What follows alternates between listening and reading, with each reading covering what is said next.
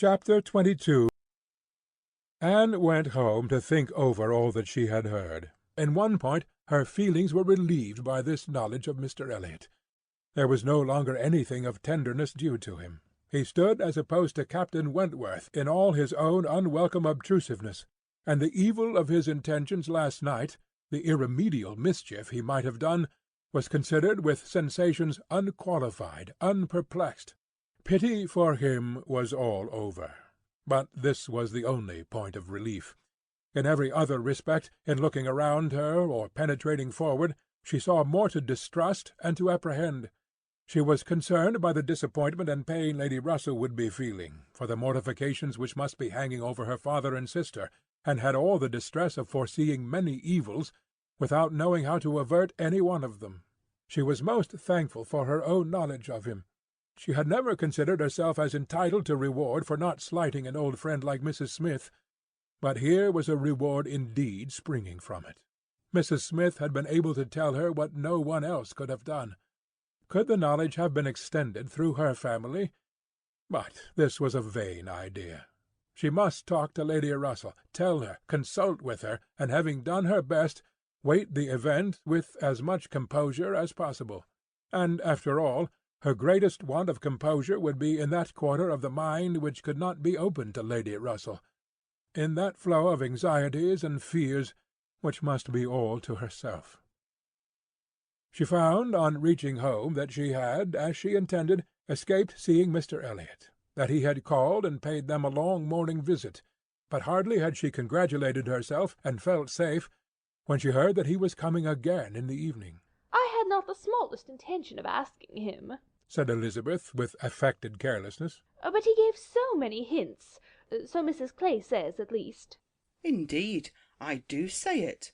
I never saw anybody in my life spell harder for an invitation. Poor man, I was really in pain for him, for your hard-hearted sister, Miss Anne, seems bent on cruelty." "Oh!" cried Elizabeth. "I have been rather too much used to the game to be so soon overcome by a gentleman's hints. However, when I found how excessively he was regretting that he should miss my father this morning, I gave way immediately, for I would never really omit such an opportunity of bringing him and Sir Walter together. They appear to so much advantage in company with each other, each behaving so pleasantly, Mr. Elliot looking up with so much respect." "Quite delightful," cried Mrs. Clay, not daring, however, to turn her eyes towards Anne. "Exactly like father and son. Dear Miss Elliot, may I not say father and son?" "Oh, I lay no embargo on anybody's words, if he will have such ideas, but upon my word I am scarcely sensible of his attentions being beyond those of other men." "My dear Miss Elliot!" exclaimed Mrs. Clay, lifting her hands and eyes, and sinking all the rest of her astonishment in a convenient silence. "Well, my dear Penelope, you need not be so alarmed about him. I did invite him, you know. I sent him away with smiles. When I found he was really going to his friends at Thornbury Park for the whole day tomorrow, I had compassion on him." Anne admired the good acting of the friend, in being able to show such pleasure as she did, in the expectation and in the actual arrival of the very person whose presence must really be interfering with her prime object. It was impossible but that Mrs. Clay must hate the sight of Mr. Elliot, and yet she could assume a most obliging, placid look, and appear quite satisfied with the curtailed license of devoting herself only half as much to Sir Walter as she would have done otherwise. To Anne herself it was most distressing to see Mr. Elliot enter the room, and quite painful to have him approach and speak to her. She had been used before to feel that he could not be always quite sincere, but now she saw insincerity in everything. His attentive deference to her father, contrasted with his former language, was odious, and when she thought of his cruel conduct toward Mrs. Smith, she could hardly bear the sight of his present smiles and mildness, or the sound of his artificial good sentiments. She meant to avoid any such alteration of manners as might provoke a remonstrance on his side. It was a great object to her to escape all enquiry or éclat. But it was her intention to be as decidedly cool to him as might be compatible with their relationship, and to retrace, as quietly as she could, the few steps of unnecessary intimacy she had been gradually led along. She was accordingly more guarded and more cool than she had been the night before. He wanted to animate her curiosity again as to how and where he could have heard her formerly praised, wanted very much to be gratified by more solicitation, but the charm was broken. He found that the heat and animation of a public room was necessary to kindle his modest cousin's vanity. He found, at least, that it was not to be done now, by any of those attempts which he could hazard among the too commanding claims of the others. He little surmised that it was a subject acting now exactly against his interest, bringing immediately to her thoughts all those parts of his conduct which were least excusable. She had some satisfaction in finding that he was really going out of Bath the next morning, going early, and that he would be gone the greater part of 2 days. He was invited again to Camden Place the very evening of his return, but from Thursday to Saturday evening his absence was certain. It was bad enough that a Mrs. Clay should be always before her, but that a deeper hypocrite should be added to their party seemed the destruction of everything like peace and comfort. It was so humiliating to reflect on the constant deception practised on her father and Elizabeth, to consider the various sources of mortification preparing for them. Mrs. Clay's selfishness was not so complicate nor so revolting as his, and Anne would have compounded for the marriage at once with all its evils to be clear of Mr. Elliot's subtleties in endeavouring to prevent it. On Friday morning she meant to go very early to Lady Russell, and accomplish the necessary communication, and she would have gone directly after breakfast, but that Mrs. Clay was also going out on some obliging purpose of saving her sister trouble, which determined her to wait till she might be safe from such a companion. She saw Mrs. Clay fairly off, therefore, before she began to talk of spending the morning in River Street. "Very well," said Elizabeth. "I have nothing to send but my love. Oh, you may as well take back that tiresome book she would lend me, and pretend I have read it through. I really cannot be plaguing myself forever with all the new poems and states of the nation that come out. Lady Russell quite bores one with her new publications. You need not tell her so, but I thought her dress hideous the other night. I used to think she had some taste in dress, but I was ashamed of her at the concert. Something so formal and arranged in her air, and she sits so upright. My best love, of course." "And mine," added Sir Walter. "Kindest regards. And you may say that I mean to call upon her soon. Make a civil message, but I shall only leave my card. Morning visits are never fair by women at her time of life, who make themselves up so little. If she would only wear rouge she would not be afraid of being seen. But last time I called I observed the blinds were let down immediately." While her father spoke there was a knock at the door. Who could it be?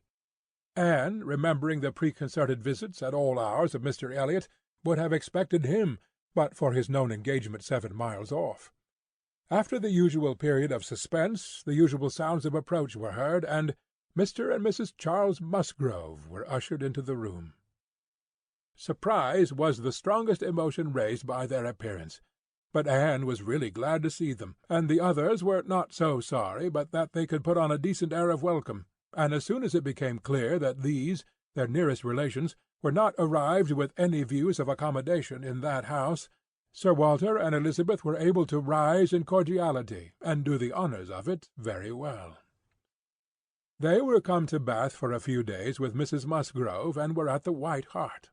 So much was pretty soon understood, but till Sir Walter and Elizabeth were walking Mary into the other drawing-room, and regaling themselves with her admiration, Anne could not draw upon Charles's brain for a regular history of their coming, or an explanation of some smiling hints of particular business which had been ostentatiously dropped by Mary, as well as of some apparent confusion as to whom their party consisted of. She then found that it consisted of Mrs. Musgrove, Henrietta, and Captain Harville, beside their 2 selves. He gave her a very plain, intelligible account of the whole, a narration in which she saw a great deal of most characteristic proceeding. The scheme had received its first impulse by Captain Harville's wanting to come to Bath on business. He had begun to talk of it a week ago, and by way of doing something, as shooting was over, Charles had proposed coming with him, and Mrs. Harville had seemed to like the idea of it very much, as an advantage to her husband. But Mary could not bear to be left, and had made herself so unhappy about it that for a day or 2 everything seemed to be in suspense, or at an end. But then it had been taken up by his father and mother. His mother had some old friends in Bath whom she wanted to see.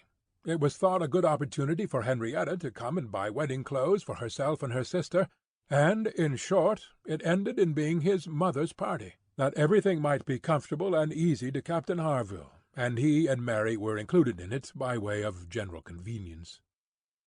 They had arrived late the night before.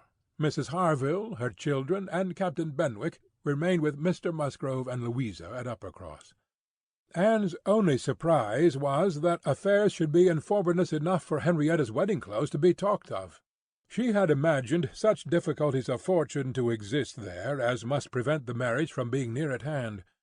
But she learned from Charles that, very recently, since Mary's last letter to herself, Charles Hayter had been applied to by a friend to hold a living for a youth who could not possibly claim it under many years, and that on the strength of his present income, with almost a certainty of something more permanent long before the term in question, the two families had consented to the young people's wishes, and that their marriage was likely to take place in a few months, quite as soon as Louisa's. And a very good living it was, Charles added. Only 25 miles from Uppercross, and in a very fine country, fine part of Dorsetshire, in the centre of some of the best preserves in the kingdom, surrounded by 3 great proprietors, each more careful and jealous than the other, and to 2 of the 3, at least, Charles Hayter might get a special recommendation. Not that he will value it as he ought, he observed. Charles is too cool about sporting. That's the worst of him. I am extremely glad indeed, cried Anne. Particularly glad that this should happen, and that of 2 sisters who both deserve equally well, and who have always been such good friends, the pleasant prospect of one should not be dimming those of the other, that they should be so equal in their prosperity and comfort. I hope your father and mother are quite happy with regard to both. Oh, yes. My father would be well pleased if the gentleman were richer, but he has no other fault to find. Money, you know, coming down with money, 2 daughters at once, it cannot be a very agreeable operation, and it straightens him as to many things. However, I do not mean to say they have not a right to it.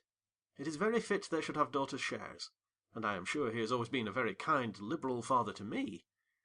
Mary does not above half like Henrietta's match. She never did, you know. But she does not do him justice, nor think enough about Winthrop. I cannot make her attend to the value of the property. It is a very fair match as times go, and I have liked Charles Hayter all my life, and I shall not leave off now. Such excellent parents as Mr. and Mrs. Musgrove, exclaimed Anne, should be happy in their children's marriages. They do everything to confer happiness, I am sure. What a blessing to young people to be in such hands. Your father and mother seem so totally free from all those ambitious feelings which have led to so much misconduct and misery, both in young and old. I hope you think Louisa perfectly recovered now. he answered rather hesitatingly. Yes, I believe I do. Very much recovered. But she is altered. There is no running or jumping about, no laughing or dancing. It is quite different. If one happens only to shut the door a little hard, she starts and wriggles like a young dab chick in the water, and Benwick sits at her elbow, reading verses or whispering to her all day long. Anne could not help laughing. That cannot be much to your taste, I know, said she. But I do believe him to be an excellent young man. To be sure he is. Nobody doubts it. And I hope you do not think I am so illiberal as to want every man to have the same objects and pleasures as myself. I have a great value for Benwick, and when one can but get him to talk, he has plenty to say. His reading has done him no harm, for he has fought as well as read. He is a brave fellow. I got more acquainted with him last Monday than ever I did before. We had a famous set to at rat-hunting all the morning in my father's great barns, and he played his part so well that I have liked him the better ever since. Here they were interrupted by the absolute necessity of Charles's following the others to admire mirrors and china. But Anne had heard enough to understand the present state of Uppercross, and rejoice in its happiness, and though she sighed as she rejoiced, her sigh had none of the ill will of envy in it. She would certainly have risen to their blessings if she could, but she did not want to lessen theirs.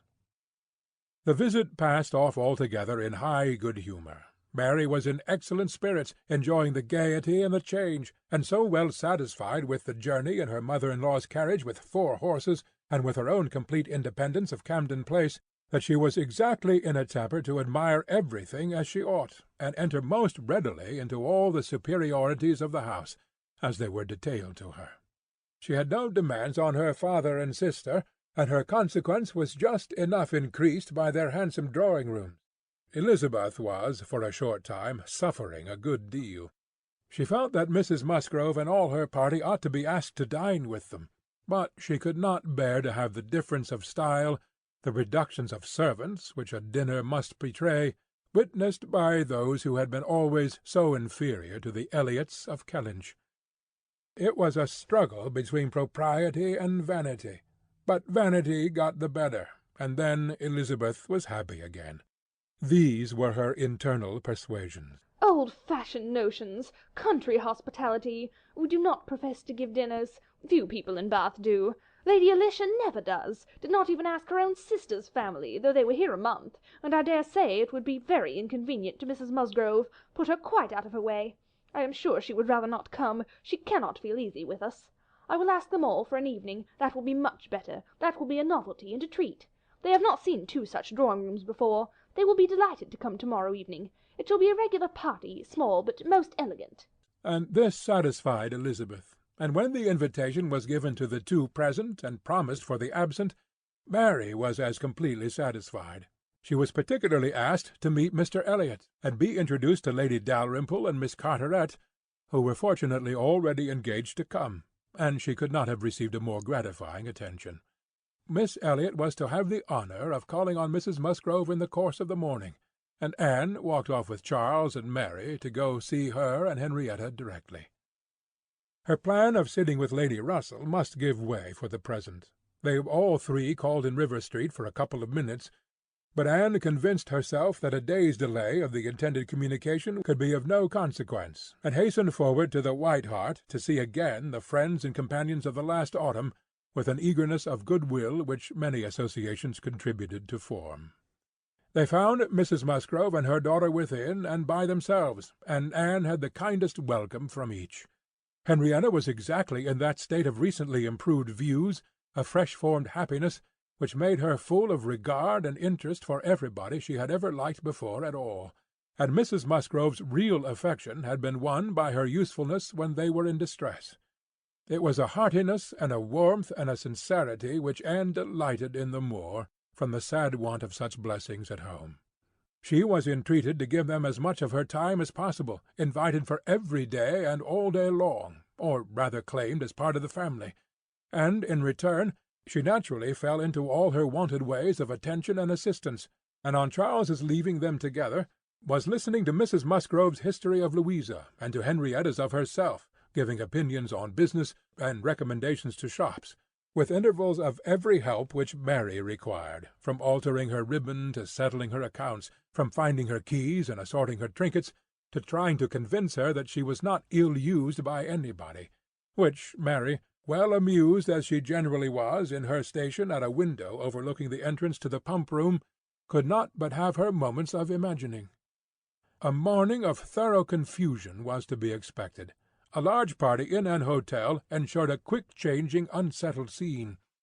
5 minutes brought a note, the next a parcel, and Anne had been there half an hour, when their dining-room, spacious as it was, seemed more than half filled.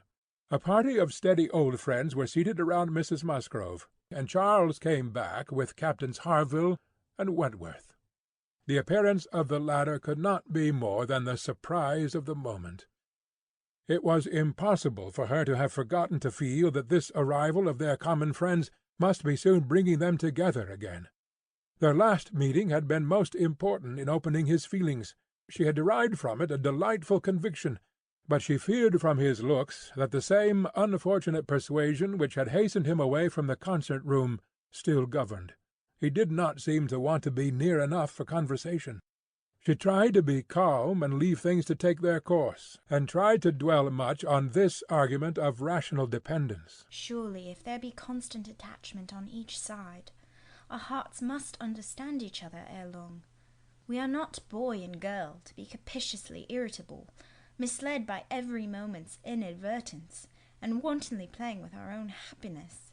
And yet, a few minutes afterwards, she felt as if their being in company with each other, under their present circumstances, could only be exposing them to inadvertencies and misconstructions of the most mischievous kind. "Anne," cried Mary, still at her window. "there is Mrs. Clay, I am sure, standing under the colonnade, and a gentleman with her. I saw them turn the corner from Bath Street just now. They seem deep in talk. Who is it? Come and tell me." "Good heavens! I recollect. It is Mr. Elliot himself." No, cried Anne quickly. it cannot be Mr. Elliot, I assure you. He was to leave Bath at 9 this morning, and does not come back till tomorrow. As she spoke, she felt that Captain Wentworth was looking at her, the consciousness of which vexed and embarrassed her, and made her regret that she had said so much, simple as it was. Mary, resenting that she should be supposed not to know her own cousin, began talking very warmly about the family features, and protesting still more positively that it was Mr. Elliot, calling again upon Anne to come and look for herself. But Anne did not mean to stir, and tried to be cool and unconcerned. Her distress returned, however, on perceiving smiles and intelligent glances pass between 2 or 3 of the lady visitors, as if they believed themselves quite in the secret. It was evident that the report concerning her had spread, and a short pause succeeded, which seemed to ensure that it would now spread farther. "Do come, Anne," cried Mary. "come and look yourself. You will be too late if you do not make haste. They are parting. They are shaking hands. He is turning away. Not know Mr. Elliot, indeed! You seem to have forgot all about Lyme." To pacify Mary, and perhaps screen her own embarrassment, Anne did move quietly to the window. She was just in time to ascertain that it really was Mr. Elliot, which she had never believed, before he disappeared on one side, as Mrs. Clay walked quickly off on the other, and checking the surprise which she could not but feel at such an appearance of friendly conference between 2 persons of totally opposite interest, she calmly said, Yes, it is Mr. Elliot, certainly. He has changed his hour of going, I suppose, that is all. Or I may be mistaken, I might not attend. And walked back to her chair, recomposed, and with the comfortable hope of having acquitted herself well. The visitors took their leave, and Charles, having civilly seen them off, and then made a face at them, and abused them for coming, began with, "Well, mother, I have done something for you that you will like. I have been to the theatre, and secured a box for tomorrow night. An't I a good boy? I know you love a play, and there is room for us all. It holds 9. I have engaged Captain Wentworth.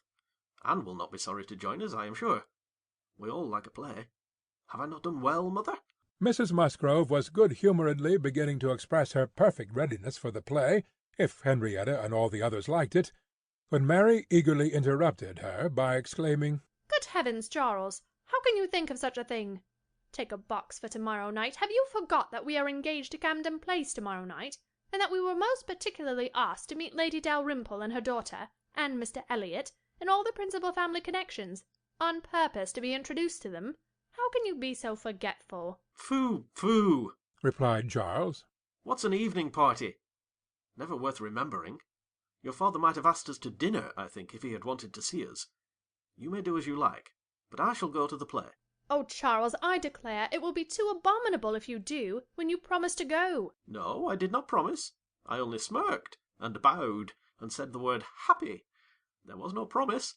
"But you must go, Charles. It would be unpardonable to fail. We were asked on purpose to be introduced. There was always such a great connection between the Dalrymples and ourselves. Nothing ever happened on either side that was not announced immediately. We are quite near relations, you know, and Mr. Elliot too, whom you ought so particularly to be acquainted with. Every attention is due to Mr. Elliot. Consider, my father's heir, the future representative of the family." "Don't talk to me about heirs and representatives," cried Charles. "I am not one of those who neglect the reigning power to bow to the rising sun. If I would not go for the sake of your father, I should think it scandalous to go for the sake of his heir. What is Mr. Elliot to me?" The careless expression was life to Anne, who saw that Captain Wentworth was all attention, looking and listening with his whole soul, and that the last words brought his inquiring eyes from Charles to herself.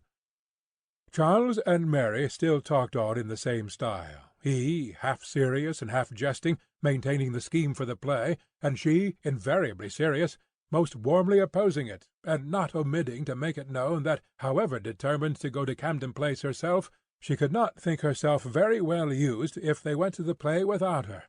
Mrs. Musgrove interposed. We had better put it off. Charles, you had much better go back and change the box for Tuesday. It would be a pity to be divided, and we should be losing Miss Anne too if there is a party at her father's, and I am sure neither Henrietta nor I should care at all for the play if Miss Anne could not be with us. Anne felt truly obliged to her for such kindness, and quite as much so for the opportunity it gave her of decidedly saying, If it depended only on my inclination, ma'am, the party at home, excepting on Mary's account, would not be the smallest impediment. I have no pleasure in the sort of meeting, and should be too happy to change it for a play, and with you.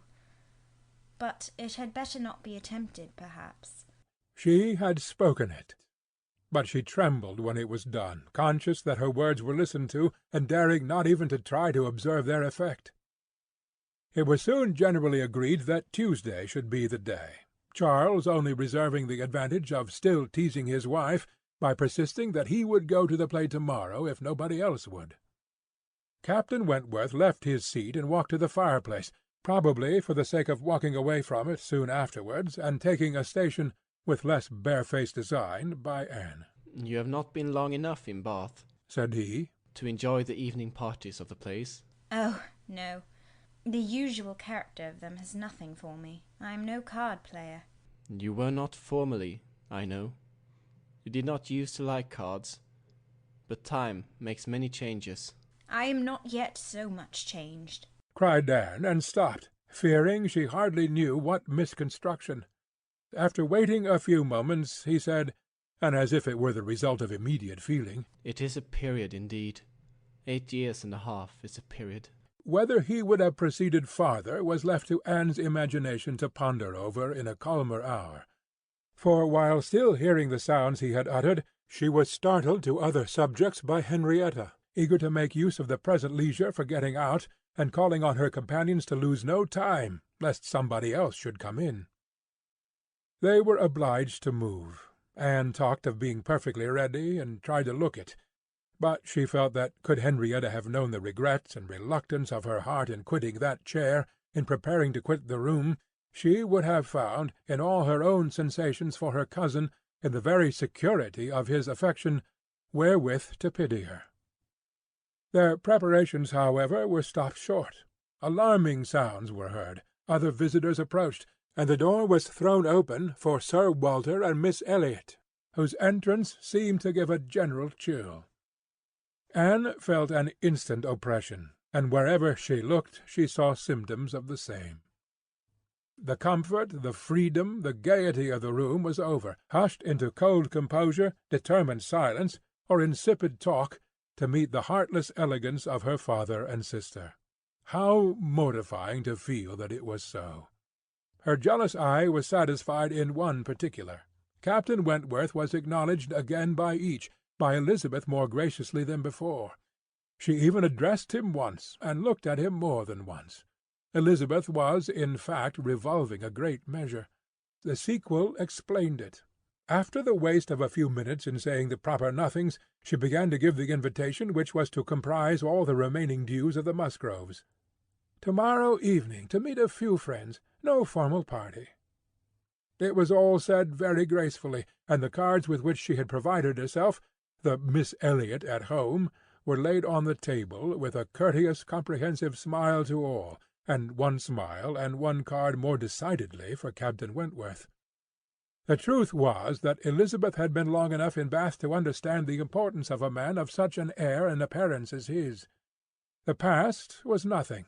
The present was that Captain Wentworth would move about well in her drawing-room. The card was pointedly given, and Sir Walter and Elizabeth arose and disappeared.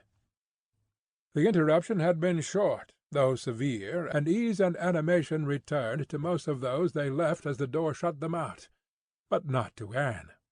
She could think only of the invitation she had with such astonishment witnessed, and of the manner in which it had been received, a manner of doubtful meaning, of surprise rather than gratification, of polite acknowledgment rather than acceptance.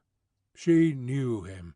She saw disdain in his eye, and could not venture to believe that he had determined to accept such an offering as an atonement for all the insolence of the past. her spirits sank. He held the card in his hand after they were gone, as if deeply considering it. "Only think of Elizabeth including everybody," whispered Mary very audibly. "I do not wonder Captain Wentworth is delighted. You see, he cannot put the card out of his hand." Anne caught his eye, saw his cheeks glow, and his mouth form itself into a momentary expression of contempt, and turned away, that she might neither see nor hear more to vex her. The party separated. The gentlemen had their own pursuits, the ladies proceeded on their own business, and they met no more while Anne belonged to them. She was earnestly begged to return and dine, and give them all the rest of the day.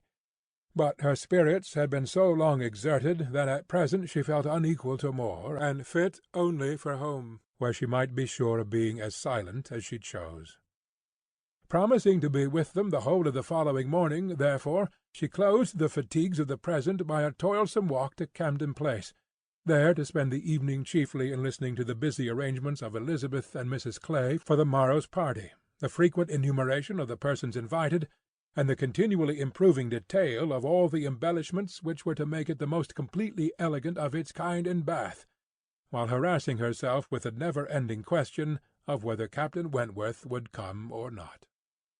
They were reckoning him as certain, but with her it was a gnawing solicitude never appeased by 5 minutes together. She generally thought that he would come, because she generally thought he ought. But it was a case which she could not so shape into any positive act of duty or discretion as inevitably to defy the suggestions of very opposite feelings. She only roused herself from the broodings of this restless agitation to let Mrs. Clay know that she had been seen with Mr. Elliot 3 hours after his being supposed to be out of Bath, for, having watched in vain for some intimation of the interview from the lady herself, she determined to mention it, and it seemed to her there was guilt in Mrs. Clay's face as she listened. It was transient, cleared away in an instant, but Anne could imagine she read there the consciousness of having, by some complication of mutual trick, or some overbearing authority of his, been obliged to attend, perhaps for half an hour, to his lectures and restrictions on her designs on Sir Walter. She exclaimed, however, with a very tolerable imitation of nature, "Oh dear, very true. Only think, Miss Elliot, to my great surprise, I met with Mr. Elliot in Bath Street. I was never more astonished. He turned back and walked with me to the pump-yard. He had been prevented setting off for Thornbury, so I really forget by what, for I was in a hurry, and could not much attend, and I can only answer for his being determined not to be delayed in his return. He wanted to know how early he might be admitted tomorrow. He was so full of tomorrow, and it is very evident that I have been full of it too, ever since I entered the house, and learnt the extension of your plan, and all that had happened, or my seeing him could never have gone so entirely out of my head." End of